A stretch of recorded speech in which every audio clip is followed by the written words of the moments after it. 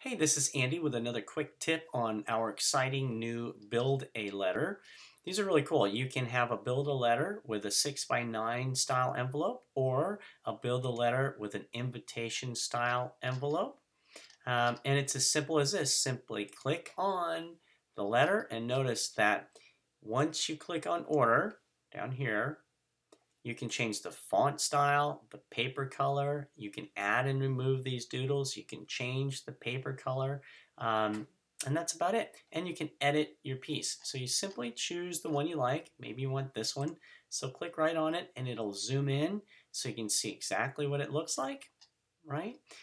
Anywhere it says hashtag my first name, it's going to put your name. Hashtag site address, it's going to put in the site address. Down here, my first name, my last name, it automatically pre-populates, or you can simply type it in. Click the X and find the one you want to work with. Simply click on Order, the form, and it just says complete the information below exactly as you would like it to appear on your letter or postcard. This is a graphic showing you what it looks like as a little thumbnail, but you ordered the right thing. And then down here is a key. You may insert variables from your data within the text blocks below. Here's an example. Hello, and then it says first name, I would like to buy your house at site address in site city. All you have to do is just copy these little tokens and paste them in your letter. We asked for your contact information. This is the information that's going to appear in your letter, right? So first name and last name, your phone number. The top note, urgent. I'm going to buy houses in your neighborhood. And then the salutation says, hi, first name. But you can also do things like this. You can copy the last name and put in hi, last name,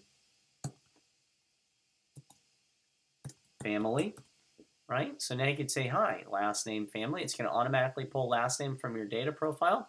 I'm interested in buying your house. And maybe we can put your house, let's do site address. So I'm interested in buying your house at, and then you just paste in the address, the site address, and now it's going to say I'm interested in buying your house at site address, and I pay cash, right? And then once again, I would like to buy your house at, so we kind of duplicate it, or you could say I would like to buy your house in, and just copy the site state or site city maybe. I would like to buy your house in Site City. I'd like to buy your house in Site City, right? So you can just change these little tokens. I'm only buying one, so call me at my phone number, and if you want, you can leave it there, and it's going to pull your phone number from the form, which you have here, or you can just copy that and put it, on top of this, because you don't need the profile to automatically pull. You can just type it in yourself. Okay, even right here, my phone number, right? That's it. Thanks. It'll automatically put your first name, or you can just put in Andy. Okay, down here, this is the return address, right? So we want the return address to say, it's going to go here. I'm going to choose not to have any doodles. These are my fonts that I'm using, and I've chosen to, let's use red as a color, right? So we're going to use red as our font color, and what we'll do here is click and continue. We'll save our work thus far. You can always come back and edit later. We'll just call this letter test. And I click continue. And it says to select a list. So I select the list. And I have a couple lists in here. Here's one. And down here it says if you don't see the list you would like, just go to the Manage tab and upload a new one. Or continue. I'll click continue. And now the general variables, these are the variables that goes in the body of my piece. So in that letter, it's going to call out first name from my data profile. So I'll click on first name, last name. And the ones that are bold are required. The ones that are not bold may or may not be in your letter, but I just like to select them all anyway in case I added some from that last key we saw on the last page. So site address, property address, property city, property state. See, I'm just clicking from my drop-down menu. And all this does is show me, these are the titles of the column heads in my data file. So now it's telling me to look for a site zip, so I just click on property zip code. So site zip code and property zip code are the same thing. Custom fields one is anything you want, so you can pull anything from your data file if you want. At the top here, if you click this third arrow, it shows me the first person in my data file. Well, the first record out of 441 is this person here. This is their site address, and if I scroll up a little bit, that's their property address. Right, so I just click continue, and it says 441 records were loaded. Continue, or go back and add another list if you want to. So I'll just do that, and this will take, it might take a minute to build. Now I have some options. I can, well, let's look at it first. So here's my letter. It says, hi.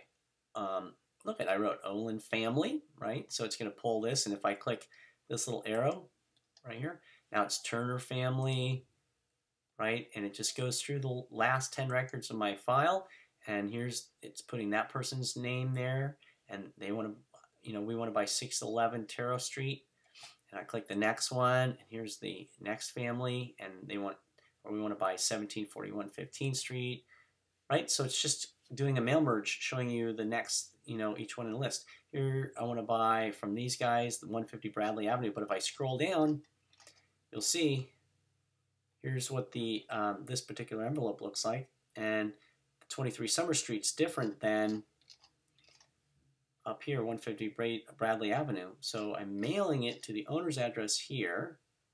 This is my address, and I'm referencing this property right here.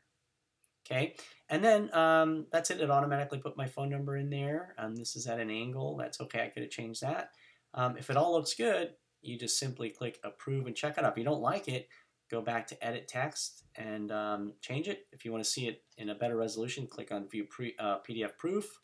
You can see turnaround times and pricing and what product I ordered, but approve and check out, it just confirms that, you know, if you have any questions, call, but it just approves that what I see is what I get, right? And that's it. Hit approve, and it'll come up with an option for me to, well, this basically, this little error says that we're not doing a real-time live check on your return address, right? So you can put any return address you want on your envelope. We don't care. So you just click OK.